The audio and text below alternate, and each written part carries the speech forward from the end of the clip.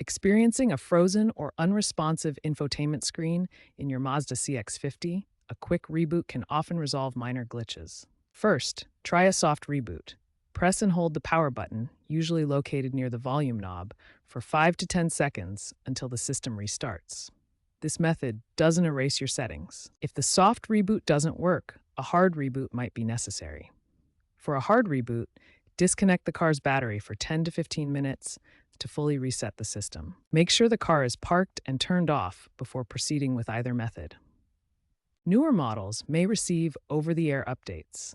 Check for updates via the vehicle's settings menu. If rebooting doesn't solve the problem, the issue might be more complex. Ensure your Mazda CX-50's software is up to date, as outdated software is a common culprit. You can check for updates in the vehicle's settings. If the screen is completely black, especially after a recent update, it could indicate a more serious problem. This potentially affects some 2024-2025 models. In such cases, contact your Mazda dealer for a firmware patch. Automotive engineer Eric O recommends hard reboots as a last resort due to potential data loss. Use OBD2 scanners to identify diagnostic codes such as U100 for communication failures.